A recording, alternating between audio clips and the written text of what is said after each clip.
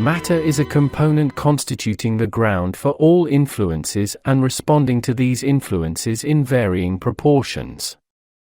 Another meaning hidden in this knowledge is, matter has no ability to initiate a movement or take any action by itself, of not even the most rudimentary nature.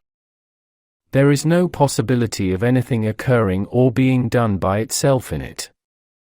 That is, matter only awaits the influences coming to it and takes states, forms or situations according to the directions of these influences.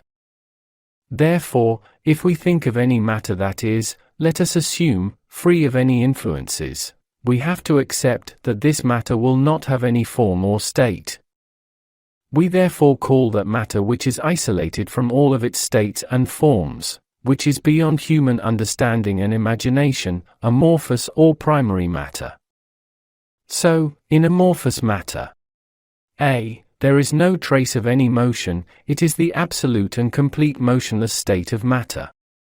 B. Since all features and qualities seen in matter are but the manifestations of motion in it, a form, feature or quality of amorphous matter, which means the absolute motionless state, is out of the question.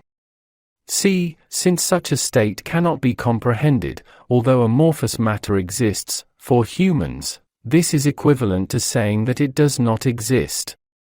D. Since amorphous or primary matter, because of its quality of absolute motionless, cannot make any movement or stir by itself, it is impossible for it to initiate a motion by itself and to display forms, states and manifestations which are the consequences of motion in matter, without any incoming external influences.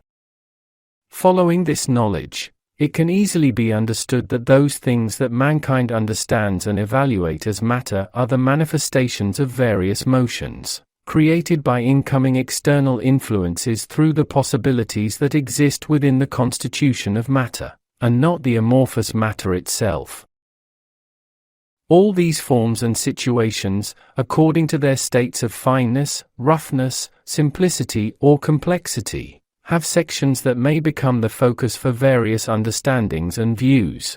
As matter that appears with manifestations of high and complex motion, display complex and highly developed states at that level, the ones that display themselves with lesser and simpler motions, manifest themselves at that level of primitive and simple qualities. So, matter displays various values in innumerable degrees of development at various levels, from its primitive states that have the simplest motions to their higher states that have developed the most complex motions. Therefore, the simplest matter means a state of matter which has taken its initial form by separating from amorphous matter through initial motions. In contrast, high or complex matter means the state of matter which has assumed complex states and forms through various compositions and forms of motion. At this point, let us add the following as technical knowledge: the concepts of fine and crude states of matter, and simple and complex states of matter, should not be confused with each other. Differences in simplicity-complexity of matter are because of the motions that make the constitutions of matter less or more complex, or developed.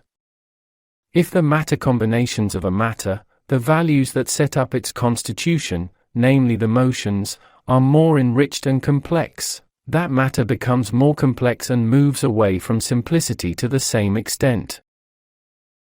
However, the concept of fineness and roughness does not have this meaning. In the case of fineness and roughness, the decreasing or increasing of the combination or value quantity within matter is not the issue.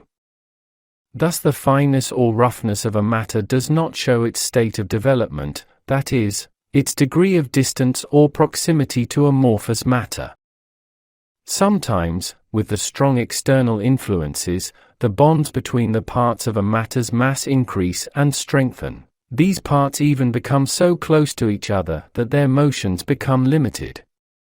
So, in order to influence their motions, it is necessary to send, to the extent of overcoming the influences that are strong enough to compress them, strong influences. These comprise matter, displaying dense, crude states.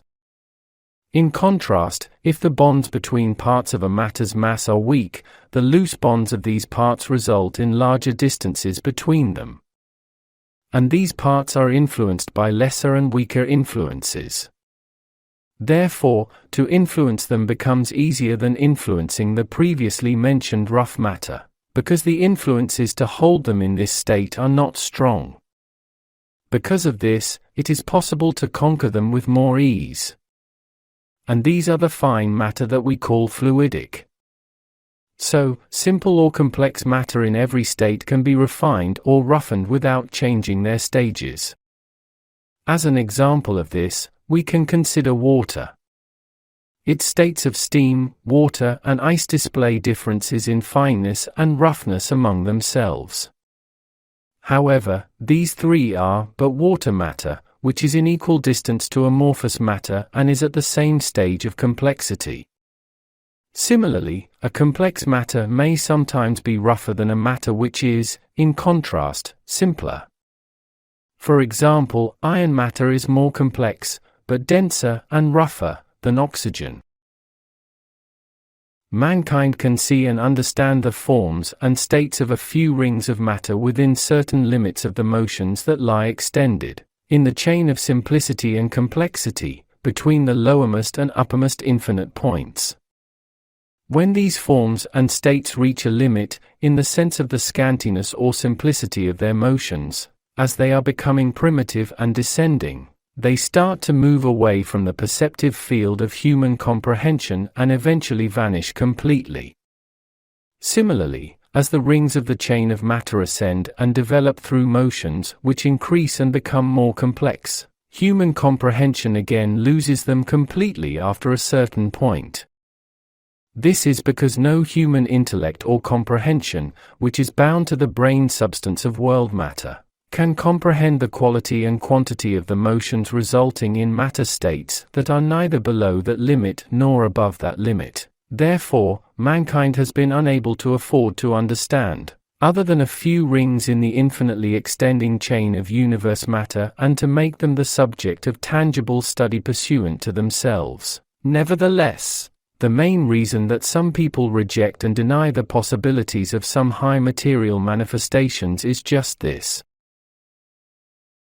In the path of universe's matter development, transverse from its initial matter state to our astronomic cosmos, there is a dark field which is impossible for mankind to understand.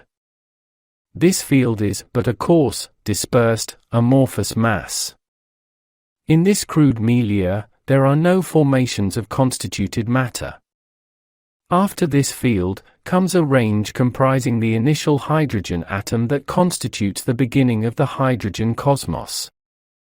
Although we use this word because mankind has named the first atom hydrogen, in truth the matter we have mentioned and from now on will mention in this context is not the hydrogen atom, H, that mankind knows.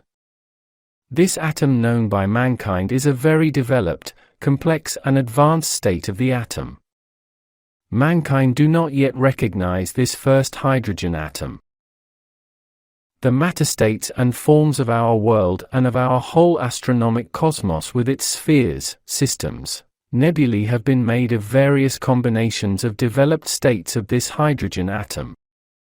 Below and above the elements which make up our world there are such elements that are too distant from mankind's field of comprehension. These elements, which are among the most advanced stages of the Earth's atoms, which mankind does not recognize, display substance states which are of an utterly different makeup and quality to the atoms they know. If embodied beings, namely mankind, cannot utilize these states of matter through their comprehension, they often use them automatically through the help of superior beings.